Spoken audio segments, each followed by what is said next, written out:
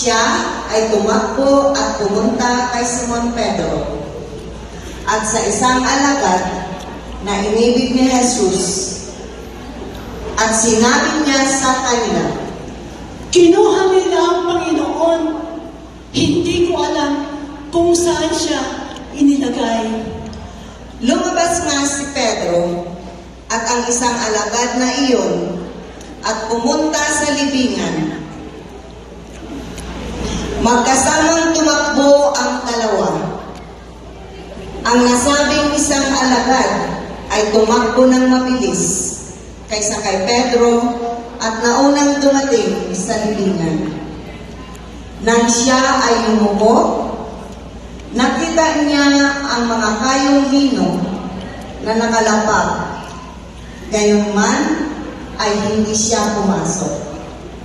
Kasunod niyang dumating si Simon Pedro at ito ay pumasok sa loob ng libingan. Nakita niyang nakalapag doon ang mga telang lino. Huwag malikot ikaw. Nakita din niya ang panyong inilagay sa ulo ni Jesus. Huwag malikot. Pumasok din naman ang isang alagad na iyon na naunang dumating sa libingan.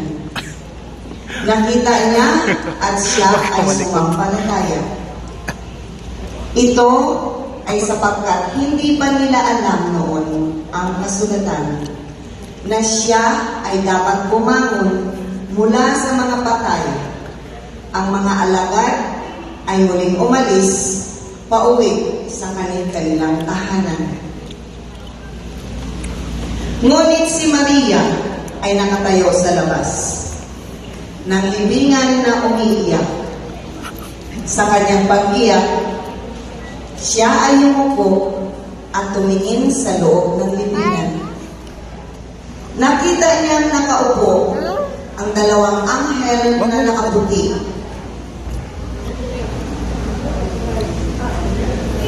Ang isa ay nasa ulunan at ang isa ay nasa paanan. Nang ilagyan ng katawan ni Jesus, sinabi ng anghel sa kanya,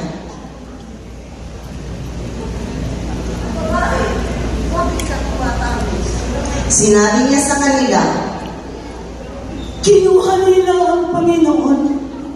Hindi ko alam kung saan nila inilagay." Pagkasabi niya ng mga ito, siya ay tumalikod at nakita niya si Jesus na nakatayo.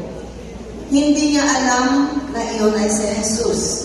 Sinabi ni Jesus sa kanya, "Babae, bakit ka umiiyak? Sinong hinahanap mo?" inakala niyang siya ang tagapag-alaga ng halamanan. Kaya sinabi niya sa kanya, "Ginoo, kung nakita mo siya, sabihin mo sa akin kung saan siya dinala." Sinabi ni Jesus sa kanya, Huwag mo kong hawakan. Maria. "Rabbi?" ang ibig sabihin nito ay guro. Sinabi ni Jesus sa kanya, Huwag mo kong hawakan. Hindi pa ako nakakaakyat sa aking ama. Pumunta ka sa aking mga kapatid. Sabihin mo sa kanila na ako'y aakyat sa aking ama na ama niyo rin. Sa aking Diyos na Diyos niyo rin. si Maria na taga Magdala ay pumunta sa mga alagad. Sinabi niya sa kanila na nakita niya ang Panginoon at ang mga bagay na ito ay sinabi ni Jesus sa kanya. "Nakita ko ang Diyos."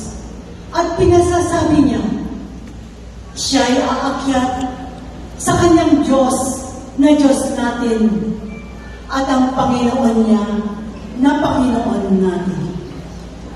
At sinabi nga sa kanila ang bilin ni Jesus, "Maraming salamat po sa inyong lahat."